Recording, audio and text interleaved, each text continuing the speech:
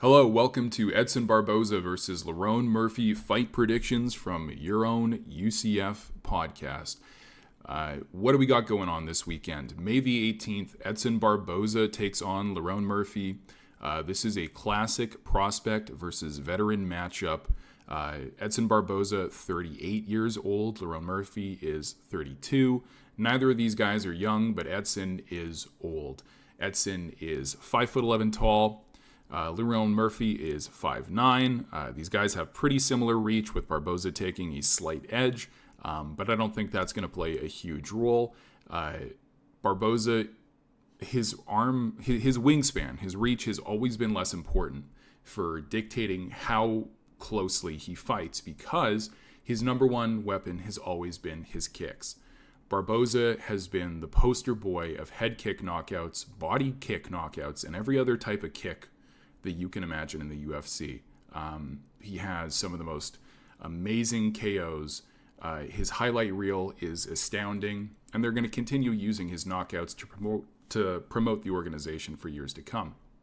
Now, he's taking on Lerone Murphy, who is an up-and-coming, undefeated prospect.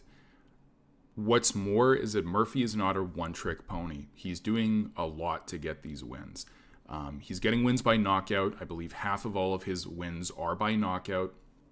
A lot of those came on the regional scene coming up, but he has knocked out Amir Khan, Makwan Amirkhani, with a deadly knee.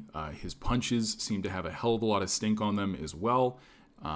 He's very much this new breed of MMA fighter, which kind of sucks, because his output is a lot lower than Barboza's, but so is his strikes absorbed per minute. Our UFC stat page says Barboza is, roughly speaking, landing 4 strikes per minute, but he's absorbing 4 strikes per minute.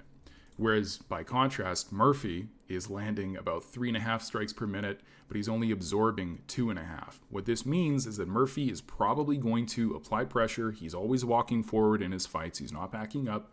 Barboza is going to reflexively kick and get hit. Now, depending on the effectiveness of Barboza's striking, Murphy might take this to the ground. Barboza doesn't wrestle. He's never wrestled. Don't expect him to wrestle.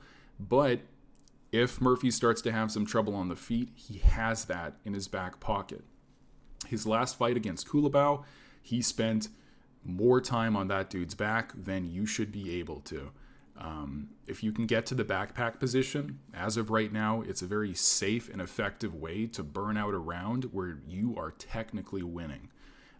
I don't know that he'll be able to get someone like Barboza into those positions. I think he had a strong strength advantage over Culibao. But Barboza isn't the best wrestler. I think he was one of Khabib's early victims with the brutal ground and pound. He's also very, very susceptible. He's very weak within the clinch and breaking from engagements. Think about him trying to get away from Justin Gaethje and getting KO'd against the cage. Edson Barboza is unironically one of my favorite fighters of all time, but he's very limited. He's 38 years old, and he's going up against an undefeated prospect in Lerone Murphy. I think Murphy's going to take this one, pretty clear victory. And he's been fighting a who's who of has-beens in the featherweight division. We're talking about, I believe, number 12 fighting number 14 in the division. Murphy is just on the cusp of breaking into that top 10. He's probably going to get a ranked opponent after this one, but I'm pretty confidently picking Murphy to win this one. I doubt he'll actually knock out Barboza, but it's not outside of the realm of possibility. And Barboza could always pull out one of his insane head kick knockouts out of nowhere. So this fight, while it has the potential to be a real stinker, it could end up with Murphy trying to grapple Barboza, unsuccessfully wrestling him up against the cage for long stretches of this 5-round fight.